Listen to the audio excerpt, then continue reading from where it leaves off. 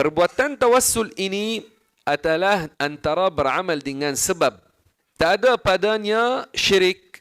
Bukankah kita tahu bahawasanya ubat tidak menciptakan apa-apa? Tak, kita tahu. Bukankah kita tahu bahawasanya Allah yang menciptakan kesembuhan dan ubat adalah sebab sahaja? Kita tahu. Walaupun kita tahu ini, masih lagi kita menggunakan sebab itu.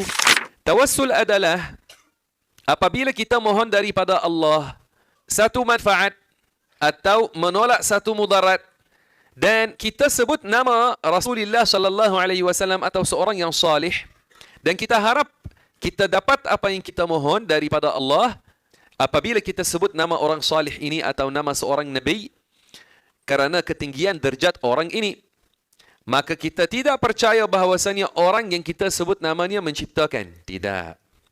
Perbuatan tawassul ini adalah antara beramal dengan sebab. Tak ada padanya syirik. Contoh saya bagi.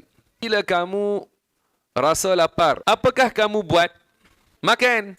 Maknanya kamu ada hajat yang kamu mahu hilangkan rasa lapar.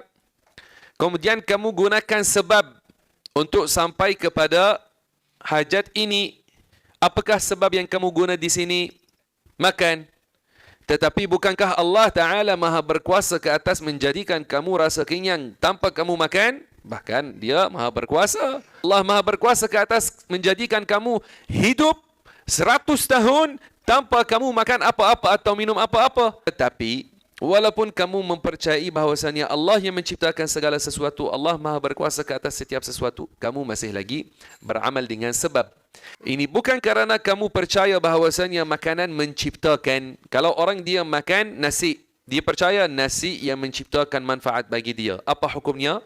Musyrik, syirik. Ini kerana yang percaya selain Allah menciptakan manfaat, maka ini dikira syirik.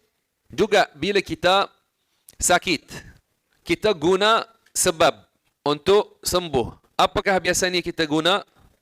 Ubat. Bukankah kita tahu bahawasanya ubat tidak menciptakan apa-apa? Tak, kita tahu. Bukankah kita tahu bahawasanya Allah yang menciptakan kesembuhan dan ubat adalah sebab sahaja? Kita tahu. Walaupun kita tahu ini, masih lagi kita menggunakan sebab itu. Kita percaya Allah maha berkuasa ke atas menyembuhkan kita tanpa menggunakan ubat pun. Tapi kerana Allah menjadikan dunia ini ada padanya adat yang tertentu. Biasanya makan ubat sembuh, biasanya makan makanan rasa kenyang. Maka kita masih lagi beramal dengan sebab walaupun kita tidak percaya bahawasanya sebab-sebab itu yang biasa adalah pencipta. Juga bila kita bertawassul, kita tidak percaya bahawasanya Rasulullah sallallahu alaihi wasallam atau selainnya daripada para anbiya atau salihin menciptakan.